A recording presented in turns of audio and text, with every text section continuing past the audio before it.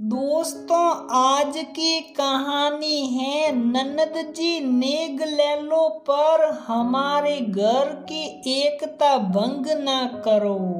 दोस्तों, कहानी शुरू करने से पहले अगर आपने हमारे चैनल को सब्सक्राइब नहीं किया है तो सब्सक्राइब कर लीजिए ताकि आपके पास से हर नया वीडियो। बहू मैया से तुम क्या बात कर रही थी? क्या वो मेरे बारे में कुछ बोल रही थी? या दीपा देवी अपनी माँ मैया और अपनी बहू नैना की बात सीत के बारे में पूछ रही थी? वो बोली नहीं तो मम्मी जी नानी जी तो बस इनके पति बचपन की बातें कर रही थी।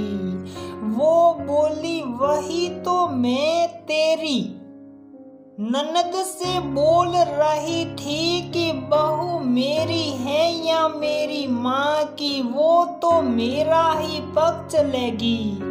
बहू तुम बहुत भोली हो, किसी की मत सुनना। आज हमारे पास पैसा हो गया है तो सब हमसे जलते हैं। देखना हमारे रिश्ते को तोड़ने की कोशिश करेंगे।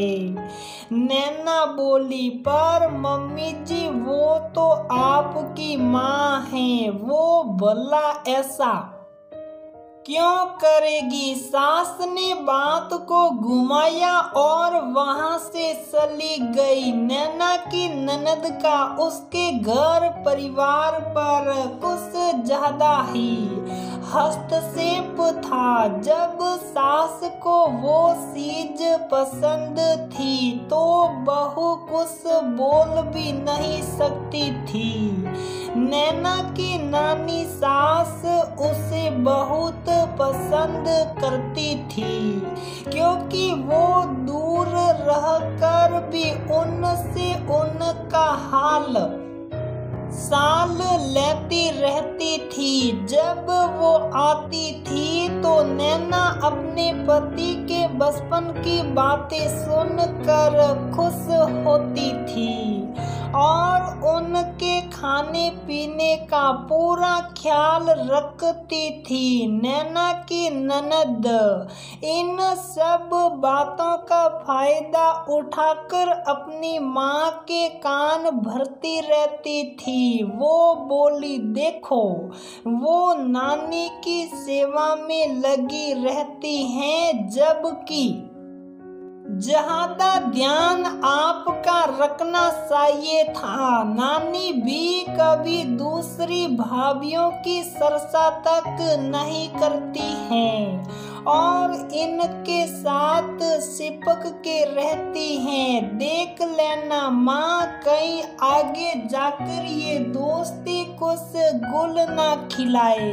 नैना की नानी सास मैथिली भाषा में बात करती थी और नैना इस भाषा को बखूबी जानती थी।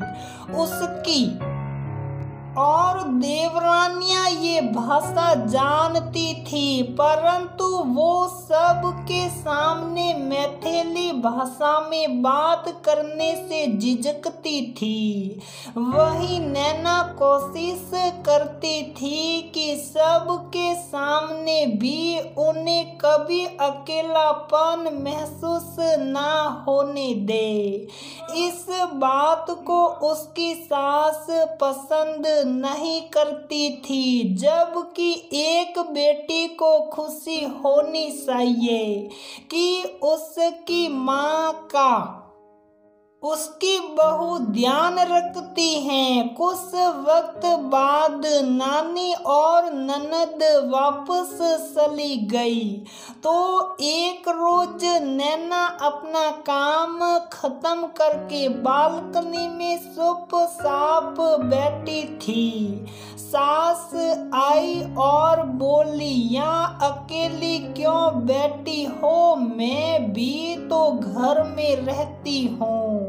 मेरी माँ से तुम इतनी बातें किया करती हो पर मुझसे तो कभी नहीं बात करती हो। नैना बोली, ऐसी बात नहीं है, मुझे मेरी नानी से बहुत लगाव था, परंतु शादी के 1 महीने बाद ही वो चल बसी। उसके बाद नानी जी मिली तो मुझे उनमें अपनी नानी की छवि दिखने लगी थी। सास बिना कुछ बोले हुए वहां से चली गई।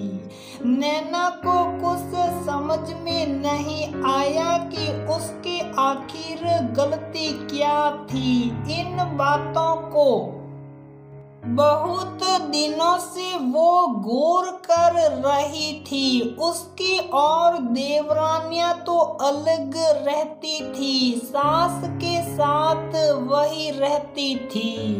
उस रात उसने अपने पति से इन सभी बातों के बारे में चर्चा की थी। वो बोले, रानी बहन का जब तक घर में हस्तक्षेप चलता रहेगा यही स्थिति बनी रहेगी। सासी जब नई ब्याह कर यहाँ आई थी तब भी माँ का ऐसा ही व्यवहार रहता था, जिसके कारण सासा और सासी घर से अलग हो गए थे। इसी बात का दुख पिताजी अपने साथ लेकर इस दुनिया से चले गए। माँ का व्यवहार तो ऐसा था ही। अब रानी ने उसमें मिर्च मसाले का काम किया है। रानी के जाने के बाद भी उसके मन को चैन नहीं था। वो फोन पर कुछ न कुछ बातें करती ही थी। सास को फोन पर ठीक से सुनाई नहीं देता था तो वो स्पीकर ऑन करके बात करती थी, पर वो ये भूल जाती थी कि दरवाजा बंद करने के बाद भी वो आवाज बाहर तक जाती है। वो हर वक्त एक भाभी की बुराई दूसरी भाभियों के पास करती और कुछ नहीं मिलता तो अपनी माँ को कुछ न कुछ सीख देती रहती थी। कुछ दिनों बाद रानी की बेटी की शादी तय हो गई तो रानी माँ से बोली, पापा बोले थे कि नातिन के ब्याह में 9 लाख का हार, दामाद को सोने की चैन और उसकी शादी का कुछ खर्च वो करते, पर उनका ये सपना तो उनका सपना ही रह गया। माँ बोली, बेटा अब तेरे पापा तो रहे नहीं और तेरे तीनों भाई अपनी ही मर्जी के मालिक और बीवियों के गुलाम हैं। मैं क्या कर सकती हूँ? रानी ने माँ को सुझाव दिया। माँ तुम गांव के घर पर रहने चले जाओ, उसके बाद वहां से अपने लिए हर महीने के 60-70 हजार उन लोगों से खर से मांगो, उसके बाद जो तुम कहोगी वो उनको करना होगा। आखिर है तो सब तुम्हारा ही। बेटी के मोह माया में ऐसा भी माँ को नहीं होना चाहिए कि अच्छे बुरे की समझ ही खत्म हो जाए और अपना बुढ़ापा खुद ही बिगाड़ ले। माँ ने पिताजी की इच्छा बेटों को बताई। बेटे बोले, क्या पिताजी? ने ये इच्छा आपके सामने रखी थी। माँ ने इनकार किया। बेटों ने कहा, हमारा जितना सामर्थ्य है हम जरूर करेंगे। अगर रानी के पति को पैसों की कमी होती तो हम सारा खर्चा उठा सकते थे, परंतु वो और उसके पति, उसकी बेटी, हम सब कमाने वाले हैं।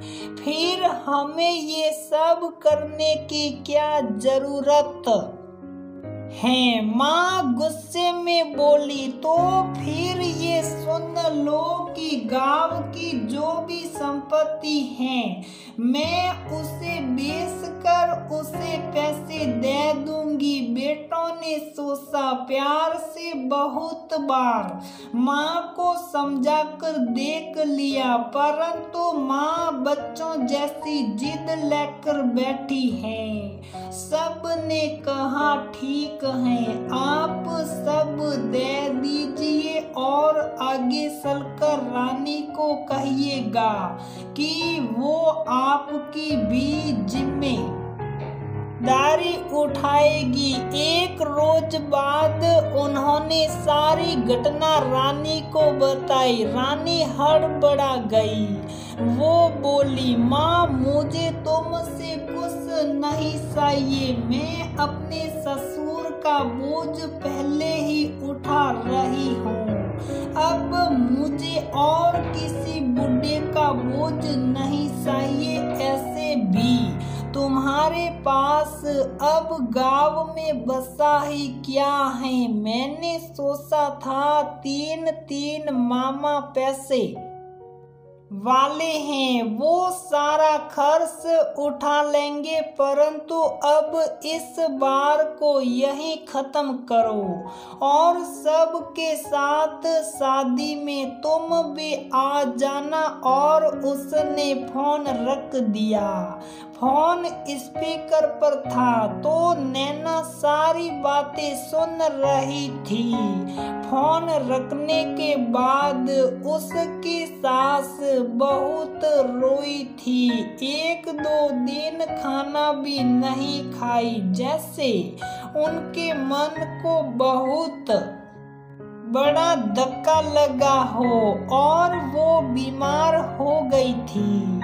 दोनों बहुएं भी उन्हें देखने के लिए घर पर पहुंची तो नैना ने सबके सामने सारी बातों को रखा। पूरे परिवार ने बात विमर्श किया और एक रोज फोन करके भाभी ने अपनी ननद से कहा, रानी जी आपको जो भी नेग चाहिए हमसे वो ले लीजिए, परंतु हमारे घर की एकता को यूं भंग ना कीजिए। हमारी तो सास हैं, परंतु आपकी तो माँ है। आपने लोभ बस इनके मन को सला है, जो कहीं ना कहीं इनके मन में बैठ गया है। वह बोली, मैंने पापा की बस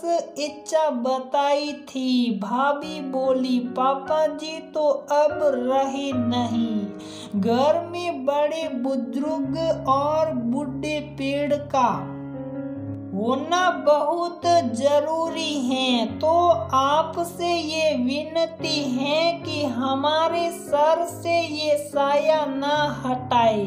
बस इतनी ही आग्रह करूंगी कि रिश्तों को प्यार से सींचो, लोभ से नहीं। जब अपनी बहुओं को अपनी इतनी चिंता करते देखा तो दीपा जी को बहुत बुरा लगा। एक बेटी के मोह में आकर 3 बहुओं का प्यार वो नकार रही थी। उन्हें अपनी गलती का एहसास हुआ और नातिन की शादी की जो भी जिम्मेदारी थी उन्होंने बेटे बहू पर छोड़ दिया और अपने पुराने व्यवहार के लिए अपनी माँ से भी माफी मांगी थी।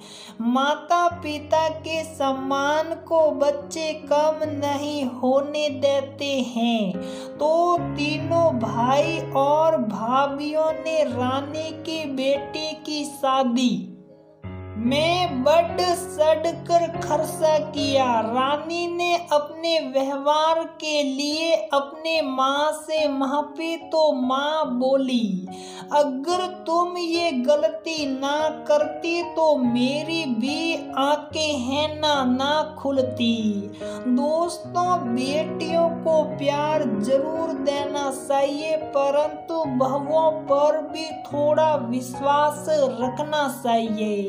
कुछ बेटियों से ये भी अनुरोध करूंगी कि जरूरत से ज्यादा अपने मायके के मामलों में हस्तक्षेप ना करें, नहीं तो आपका हंसता खेलता मायका बिखर जाता है। हर घर की परिस्थिति अलग अलग होती है, तो इसका भी ध्यान रखें।